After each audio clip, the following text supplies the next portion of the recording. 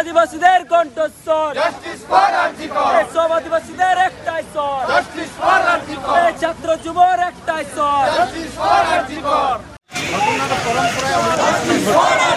যেমন ধরুন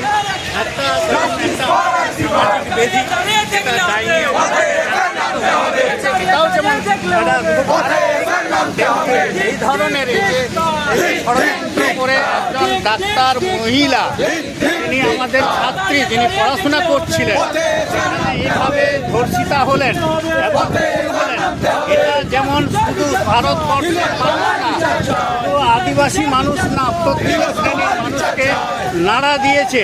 এবং এই ঘটনাটা তো বিদেশেও এটা চলে গেছে যে এটা দরকার মানুষের। আমরা আদিবাসী সমাজ হিসেবে আমরা বার্তা দিতে চাই, এটা আমরাও আছি, আপনার পাশে আছি এবং ডাক্তারদের পাশে আছি। এই জন্যে আজকে আমরা এই পথ পরিক্রমা আমরা করছি এবং এটাই আমরা বলতে চাই। তবে পশ্চিমবঙ্গের যে কোনো জায়গায় যে ধরনের যে অত্যাচার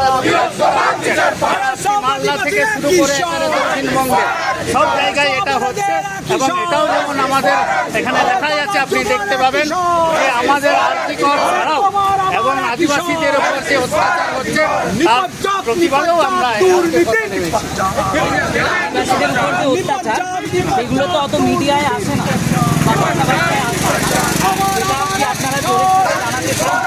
অবশ্যই আমরা চাই সর্বস্তরের মানুষ আমরা যেমন কথা বলছি তারাও আমাদের কথা মেলাক এবং এটা তারাও বিচার চান এবং সেই ক্ষেত্রেও আমরা প্রত্যেকেই আমরা আহ্বান করছি যে এই ধরনের অত্যাচার হচ্ছে যেখানে তার প্রতিবাদ সব জায়গায় করা উচিত।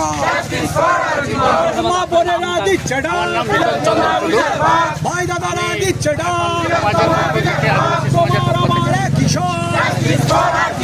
আদিবাসীদের কণ্ঠস্বর, সব আদিবাসীরা কিশোর, মা বোনেদের এক কিশোর, দাদা ভাইয়ের এক কিশোর, আদিবাসীদের কণ্ঠস্বর। তুমিও চাই আমিও চাই তিলোত্তমার বিচার চাই, তুমিও চাই আমিও চাই তিলোত্তমার বিচার